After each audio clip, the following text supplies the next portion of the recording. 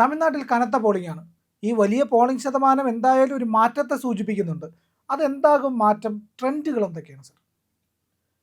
85% 2026 നിയമസഭാ തെരഞ്ഞെടുപ്പിൽ തമിഴ്നാട്ടിൽ രേഖപ്പെടുത്തിയ പോളിംഗ്.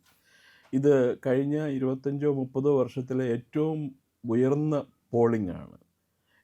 85% എന്ന് പറയുന്നത്. അപ്പോൾ തമിഴ്നാട്ടിൽ ഒരു കാര്യം നമുക്ക് ഈ പോളിംഗ് കണ്ടു കഴിഞ്ഞാൽ, ആ കണക്ക് കിട്ടിക്കഴിഞ്ഞാൽ നമുക്ക് പറയാൻ പറ്റും ഭരണമാറ്റം ഉണ്ടാവുമോ ഇല്ലയോ എന്നുള്ളത്. ഇപ്പോൾ കഴിഞ്ഞ തവണത്തേക്കാളും കൂടുതൽ പോളിംഗ് ആണ് ഇത്തവണ രേഖപ്പെടുത്തിയിട്ടുണ്ട് എങ്കിൽ അത് ഒരു ഭരണമാറ്റത്തിനെയാണ് സൂചിപ്പിക്കുന്നത്. ചരിത്രം അങ്ങനെയാണ് പറയുന്നത്. അപ്പോൾ അവിടെയുള്ള വിദഗ്ധർ പറയുന്നത് വോട്ട് ഔട്ട്, വോട്ട് ഇൻ രണ്ടെണ്ണമാണല്ലോ. വോട്ടിംഗ് ഔട്ട് എന്ന് പറയുന്നത് നിലവിലുള്ള ഭരണകൂടത്തെ മാറ്റുക, തോൽപ്പിക്കുക, പുതിയ ഭരണകൂടത്തെ അഷറിങ് ചെയ്യുക. അപ്പോൾ ഈ വോട്ടിംഗ് ഔട്ട് വരുമ്പോഴാണ്, അതായത് നിലവിൽ ഭരിച്ചുകൊണ്ടിരിക്കുന്ന പാർട്ടിയെ തോൽപ്പിക്കാൻ വേണ്ടിയിട്ടാണെങ്കിൽ കൂടുതൽ പേര് വോട്ട് ചെയ്യാൻ വരും. അതേസമയം അധികം ഭരണവിരുദ്ധ വികാരമില്ല എങ്കിൽ പോളിംഗ് ശതമാനം കുറഞ്ഞിരിക്കും. അപ്പം അതിന് ഞാനൊരു ചെറിയ കണക്ക് പറയാം. ഇപ്പം 2001 തൊട്ട് നമുക്ക് നോക്കാം. 2001 59% പേരാണ് വോട്ട് ചെയ്തത്. ജയലളിത അധികാരത്തിൽ വന്നു. അന്ന് കരുണാനിധി ആയിരുന്നു 1996 മുതൽ 2001 വരെ മുഖ്യമന്ത്രിയായിരുന്നത്. DMK ഭരണകൂടത്തിൽ കരുണാനിധി ആയിരുന്നു മുഖ്യമന്ത്രിയായിരുന്നത്. പൊതുവേ ഉള്ളൊരു ഭരണവിരുദ്ധ വികാരം അന്ന് ഉണ്ടായിരുന്നു. വലിയ വലിയ അഴിമതി ആരോപണങ്ങളില്ലെങ്കിൽ കൂടിയും ഈ കരുണാനിധി കുടുംബത്തിനോടുള്ള അവരുടെ ഓവർ ബെയറിങ് സ്വഭാവം കൂടി കണ്ട് ആൾക്കാർ 2001 വോട്ട് ചെയ്തു. അങ്ങനെ 59% പേരാണ് വോട്ട് ചെയ്തത്. ഭരണം മാറ്റം ഉണ്ടാവുകയും ചെയ്തു. 2006 നിയമസഭാ തെരഞ്ഞെടുപ്പിൽ 70% പേര് വോട്ട് ചെയ്തു. 70.56 വോട്ട് ചെയ്തത്. 59 നിന്നും 70% വോട്ടിംഗ് കുതിച്ചപ്പോൾ അതിൽ നിന്ന് ഒരു കാര്യം വ്യക്തമായി, ഭരണവിരുദ്ധ തരംഗം ഉണ്ടായിരുന്നു. കാരണം അതിനൊരു കാരണമുണ്ട്. ഈ 2001 to 2006 പീരീഡിൽ വളരെയധികം സംഭവങ്ങൾ നടന്നു. ജയലളിത സർക്കാർ ജീവനക്കാരെയും പിന്നെ അതുപോലെ സ്റ്റേറ്റ് ട്രാൻസ്പോർട്ട് എംപ്ലോയീസിനെയൊക്കെ പിണക്കാൻ കാരണമുണ്ട്. അവരെ സമരം ചെയ്ത് കഴിഞ്ഞപ്പോൾ ജയലളിത സശക്തമായ ഒരു നിലപാടെടുത്തു. കുറേ പേര് ജോലിയിൽ നിന്ന് പിരിച്ചു വിട്ടു. അപ്പം അങ്ങനെ ഗവൺമെൻറ് ജീവനക്കാർ AIADMK ഗവൺമെൻറ്റിനെതിരായിട്ട് തിരിഞ്ഞു. അതിനിടയ്ക്ക് ഒരു തവണ എന്തോ 2 തവണയായിട്ട് അവർ ധീരമായ നടപടി, വൈദ്യുതി ചാർജ് വർദ്ധിപ്പിച്ചു. അതൊക്കെ ഗവൺമെൻറ്റിന് എതിരായിട്ട് വന്നു. അങ്ങനെ 2006 DMK അധികാരത്തിൽ വന്നു. 168 സീറ്റ്. ADMKക്ക് 69 സീറ്റാണ് കിട്ടിയത്. പക്ഷേ ഈ ഒരു വോട്ടിംഗ് ഔട്ടായിരുന്നു എന്നുണ്ടെങ്കിൽ 69 സീറ്റൊന്നും കിട്ടില്ലായിരുന്നു. തമിഴ്നാട്ടിൽ ട്രെൻഡ് അങ്ങനെയാണ്. പക്ഷേ എനിവേ 2006 DMK അധികാരത്തിൽ വന്നു. 70% പോളിംഗ്. 168 സീറ്റോടുകൂടി കരുണാനിധി അധികാരത്തിൽ വന്നു. ഈ 2006 തൊട്ട് 2011 വരെ കരുണാനിധി കുടുംബം സർവാധിപത്യം പുലർത്തി എന്നുള്ളതാണ് പറയുന്നത് തമിഴ്നാട്ടിൽ. 2011 ആയിക്കഴിഞ്ഞപ്പോൾ നമുക്കറിയാമായിരുന്നു വോട്ടിംഗ്. നമ്മൾ എവിടെയെങ്കിലും ഇലക്ഷൻ ക്യാമ്പയിനിങ്ങിനൊക്കെ കാണാൻ പോകുമ്പോൾ വൻതോതിൽ വനിതകളും സ്ത്രീകളും അത് മറ്റേ പ്രായമായവരൊക്കെ ജയലളിത ചെല്ലുന്നിടത്തൊക്കെ ഭയങ്കര ആൾക്കൂട്ടമായിരുന്നു. അപ്പോൾ കാര്യം അവിടുത്തെ പത്രങ്ങൾ മുഴുവൻ DMKക്ക് അനുകൂലമായിട്ടാണ് അന്ന് എഴുതിയിരുന്നത്. എനിക്ക് നല്ല ഓർമ്മയുണ്ട്. I was really surprised. ഇങ്ങനെ ഇത്രയും ഒരു ഭരണവിരുദ്ധ തരംഗം ഉണ്ടായിട്ടും എങ്ങനെയാണ് DMKക്ക് പിടിച്ചു നിൽക്കാൻ പറ്റുക ഞാൻ 2 പേരോട് ചോദിച്ചു. അപ്പോൾ ഇപ്പോഴത്തെ ഒരു പത്രാധിപരുണ്ട് തമിഴ്നാട്ടിൽ. ഞാൻ അദ്ദേഹത്തോട് ചോദിച്ചപ്പോൾ DMK അധികാരത്തിൽ വരുന്നു. 2011 തെരഞ്ഞെടുപ്പിൽ പോളിംഗ് 78.29%. അതായത് 2006 രേഖപ്പെടുത്തിയേക്കായും ഏതാണ്ട് 8% കൂടുതൽ. AIADMK മുന്നണി 2011 തെരഞ്ഞെടുപ്പിൽ 203 സീറ്റാണ് നേടിയത്. AIADMK മുന്നണിയിൽ. DMKക്ക് കിട്ടിയത് 31 സീറ്റ്. കാരണം കരുണാനിധി സ്ഥിരം മത്സരിച്ചിരുന്ന മണ്ഡലത്തിൽ നിന്ന് മാറി, സ്റ്റാലിൻ സ്ഥിരം മത്സരിച്ചിരുന്ന മണ്ഡലത്തിൽ നിന്ന് മാറി.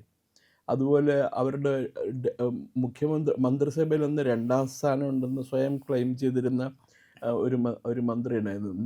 നെടുഞ്ചെഴിയനല്ല, അവരുടെ ഒരു ധനകാര്യ മന്ത്രിയൊക്കെ ആയിരുന്ന മനുഷ്യൻ. അയാൾ തോറ്റുപോയി തെരഞ്ഞെടുപ്പിൽ. പിന്നെ അയാൾ തെരഞ്ഞെടുപ്പിൽ മത്സരിച്ചിട്ടില്ല.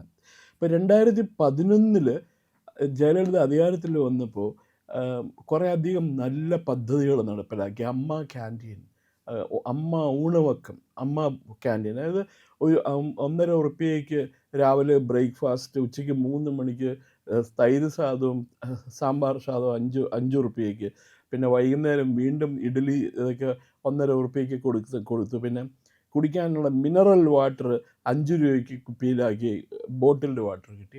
പല ഫ്രീ റേഷൻ ഇതെല്ലാം അലൗ ചെയ്തു. 2011 2016 തെരഞ്ഞെടുപ്പിൽ പോളിംഗ് ശതമാനം 74%. 2011 എത്ര ശതമാനമായിരുന്നു? 78.29%. 2016 74.8%. തെരഞ്ഞെടുപ്പ് ഫലം വന്നപ്പോൾ ജയലളിത മുന്നണിക്ക് 136 സീറ്റ് കിട്ടി, DMKക്ക് 98 സീറ്റ് കിട്ടി. പക്ഷേ അന്ന് ഈ ഭരണവിരുദ്ധ തരംഗമൊന്നും ഉണ്ടായിരുന്നില്ല. ജയലളിത വീണ്ടും അധികാരത്തിൽ വന്നു 2016 തെരഞ്ഞെടുപ്പിൽ. അത് കഴിഞ്ഞ് പിന്നെ ജയലളിത മാസങ്ങൾക്കുള്ളിൽ അവർ മരിക്കുകയും ചെയ്തു, അസുഖം വന്ന് മരിക്കുകയൊക്കെ ചെയ്തു. പിന്നെ ഇയാൾ എടപ്പാടി പഴനിസ്വാമി മുഖ്യമന്ത്രിയായി. ദെൻ 2021 നിയമസഭാ തെരഞ്ഞെടുപ്പിൽ 73.63% പോളിംഗ് നടന്നത്. 2016 അപേക്ഷിച്ച് 1%-2% കുറവായിരുന്നു, 1.8% കുറവായിരുന്നു. പക്ഷേ DMK മുന്നണി അധികാരത്തിൽ വന്നു. DMKക്ക് എത്ര സീറ്റാണ്? 159 സീറ്റ് കിട്ടി. AIADMKക്ക് 75 സീറ്റേ കിട്ടിയുള്ളൂ. 75 സീറ്റേ കിട്ടിയുള്ളൂ. പക്ഷെ അത് വേറെ കാര്യമുണ്ടായിരുന്നു. ADMK തോൽക്കാനുള്ള പ്രധാന കാരണം ADMKയിലെ തൊഴുത്തിൽ കുത്തും തമ്മിലടിയൊക്കെയായിരുന്നു. EPS, എടപ്പാടി പഴനിസ്വാമി മുഖ്യമന്ത്രിയായിരുന്ന എടപ്പാടി പഴനിസ്വാമിയും ഒ പന്നീർശെൽവൻ, പിന്നെ അതുപോലെ തെരഞ്ഞെടുപ്പിന് ഏതാനും ആഴ്ചകൾക്ക് മുമ്പ് ജയിലിൽ നിന്ന് സ്വതന്ത്രയാക്കപ്പെട്ട ശശികല, ഇവരെല്ലാവരും കൂടി പിടിവലി നടത്തി അങ്ങനെ ADMK തോൽക്കുക. അതാണ് പ്രധാന കാരണം. ഒരു വലിയ ഒരു ഭരണവിരുദ്ധ തരംഗമൊന്നും ഉണ്ടായിരുന്നില്ല. അപ്പോൾ അത് ആ പോളിങ്ങിൽ നമുക്ക് മനസ്സിലാവാം. ഒരു വോട്ടിംഗ് ഔട്ടായിരുന്നു എന്നുണ്ടെങ്കിൽ പ്രശ്നം. അതെ, വോട്ടിംഗ് ഔട്ടായിരുന്നു എന്നുണ്ടെങ്കിൽ തീർച്ചയായിട്ടും 74%-ൽ കൂടണമായിരുന്നു. 75% അവിടെ ഇരുന്നു. ഇത് 73.63%-മായി 2021. ഇപ്പം 2026 85%-മാണ് ഇപ്പോൾ. അപ്പം ഇതിൽ പ്രത്യേകിച്ച് പറയാനുള്ളത്, പതിവായിട്ട് 2 മുന്നണികളാണ് തമിഴ്നാട്ടിൽ മത്സരിച്ചുകൊണ്ടിരുന്നത്.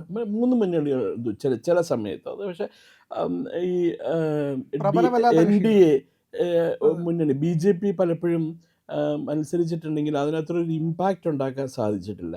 AIADMKയുടെ കൂടെ നിന്നപ്പോൾ മാത്രമാണ് അന്ന് BJPക്ക് ഒരു ശക്തി കിട്ടിയത്. പക്ഷേ അണ്ണാമലൈ BJPയുടെ പ്രസിഡൻ്റായിട്ട് വന്നു കഴിഞ്ഞാൽ പിന്നെ തമിഴ്നാട് മുഴുവൻ ഈ BJP എന്ന് പറയുന്ന ഒരു രാഷ്ട്രീയ പാർട്ടി ഉണ്ട് എന്ന് ജനങ്ങൾക്കിടയിൽ ഒരു ബോധമുണ്ടായി. പക്ഷേ ഇത്തവണ ഇപ്പോൾ ADMKയും BJPയും കൂടി ഒരു സഖ്യം ഉണ്ടാക്കി. അങ്ങനെ NDA സഖ്യമുണ്ട് തമിഴ്നാട്ടിൽ. DMKയുടെ കൂടെ കുറേ ഈർക്കിൽ പാർട്ടികൾ, കോൺഗ്രസ് ഉൾപ്പെടെയുള്ള ജാതി മതവർഗീയ പാർട്ടികളും എല്ലാം ഉണ്ട്. കോൺഗ്രസ് ഉണ്ട്, CPM, CPI, പിന്നെ ആരാണ്, മനിതനേയ മക്കൾ കക്ഷി, ഇസ്ലാമിക് തീവ്രവാദികളുടെ പാർട്ടിയാണ് മനിതനേയ മക്കൾ കക്ഷി. മുസ്ലിം ലീഗ്, കേരളത്തിൽ മാത്രമേ മുസ്ലിം ലീഗും കോൺഗ്രസ് ഒരു സൈഡിലും CPM ഒരു സൈഡിലും ഉള്ളൂ. അവിടെ മറ്റിടത്ത് എല്ലായിടത്തും തോളത്ത് കൈയിട്ടുകൊണ്ടാണ് ഒരുമിച്ചാണ് വോട്ട് ചോദിക്കാൻ പോകണം അവിടെ. അപ്പോൾ പിന്നെ അത് കൂടാണ്ട് വിജയ്, ഈ ജോസഫ് വിജയ്, അയാളുടെ തമിഴക വെട്രി കക്ഷി, അത് കൂടാണ്ട് നമ്മുടെ നാം തമിഴർ കക്ഷി, സീമാൻ്റെ നാം തമിഴർ കക്ഷി. ഇങ്ങനെ ഒരു ചതുഷ്കോണ മത്സരമാണ് തമിഴ്നാട്ടിൽ ഇപ്പം നടന്നുകൊണ്ടിരിക്കുന്നത്. അപ്പം ഇന്നലെ പോളിങ്ങിൽ കണ്ടത് ഈ യുവാക്കളും പിന്നെ വനിതകളും കുറേ അധികം പേര് പോളിങ്ങിന് പതിവില്ലാതെ വന്നിട്ടുണ്ടായിരുന്നു. അതാണ് ഈ 75% പോളിംഗ് ആവാനായിട്ടുള്ള കാരണം. അതിൽ പിന്നെ ഈ SIR വഴി കുറച്ച് പേരുടെ പേരൊക്കെ ലിസ്റ്റ് ഡിലീറ്റ് ചെയ്തിട്ടുണ്ടെങ്കിൽ കൂടിയും വോട്ടിംഗ് ശതമാനത്തെ അത് ബാധിച്ചില്ല. നിലവിലുള്ള ഈ SIR വഴി പുറത്തുപോയ വ്യക്തികളെ കൂടാണ്ടുള്ള ജനങ്ങളിൽ നല്ലൊരു ശതമാനം വോട്ട് ചെയ്യാനായിട്ട് വന്നിട്ടുണ്ടായിരുന്നു. അപ്പോൾ ഇന്ന് അവിടെയുള്ള പത്രങ്ങളിലൊക്കെ പറയണത്, ടി വിയിലൊക്കെ കാണിക്കുന്നത്, ഈ ജോസഫ് വിജയ് സാധാരണ പൊതുവേദികളിൽ പ്രത്യക്ഷപ്പെടുന്ന ബീച്ച് കളർ പാൻസും വെള്ള ഷർട്ടും ഇട്ടിട്ടാണ്. അത് യുവാക്കൾ മുഴുവൻ ആ ഡ്രസ്സൊക്കെ ഇട്ടിട്ടാണ് വോട്ട് ചെയ്യാൻ വന്നതെന്നൊക്കെയാണ് പറയുന്നത്. അതുകൊണ്ട് വിജയുടെ പാർട്ടിക്ക് കുറച്ചും അഡ്വാൻറ്റേജ് കിട്ടുമെന്ന് പറയുന്നു. പക്ഷേ തമിഴ്നാട് രാഷ്ട്രീയത്തിൽ വളരെയധികം പരിചയമുള്ള, വളരെയധികം ഫോളോ ചെയ്യുന്ന ആൾക്കാർ പലരും പറയുന്നത് വിജയ്ക്ക് ഒരു പക്ഷേ ഒരു 20 സീറ്റിനടുത്ത് വരെ കിട്ടാൻ സാധ്യതയുണ്ട് കണ്ടിട്ട്. 20 സീറ്റിനടുത്ത് വരെ. മറ്റേത് ഒരു ടൈറ്റ് ഫൈറ്റാണ് AIDMK മുന്നണിയും DMK മുന്നണിയും തമ്മിൽ. ആരായിരിക്കും ജയിക്കുക എന്ന് പറയാൻ പറ്റാത്തൊരവസ്ഥയാണ്. പക്ഷേ ഇപ്പം ഇന്ന് ഞാൻ കുറച്ച് മുമ്പ് വേറൊരു തെരഞ്ഞെടുപ്പുമായി ഫോളോ ചെയ്യുന്നൊരു ഉദ്യോഗസ്ഥനായിട്ട് സംസാരിച്ചപ്പോൾ അദ്ദേഹം പറയുന്നത് AIDMKക്ക് ഒരു സ്ലൈറ്റ് അഡ്വാൻറ്റേജ് ഉണ്ട് എന്നാണ് അദ്ദേഹം പറഞ്ഞത്. അദ്ദേഹം പൊതുവെ AIDMK വിരുദ്ധനായിട്ടുള്ളൊരു വ്യക്തിയാണ്. അപ്പോൾ അദ്ദേഹം പറഞ്ഞ സ്ലൈറ്റ് അഡ്വാൻറ്റേജ് AIDMK ആണ്. പക്ഷേ ഇത് ഇത്ര അടുത്തൊന്നും ഇങ്ങനെ ഒരു മത്സരം തമിഴ്നാട്ടിൽ കണ്ടിട്ടില്ല. പക്ഷേ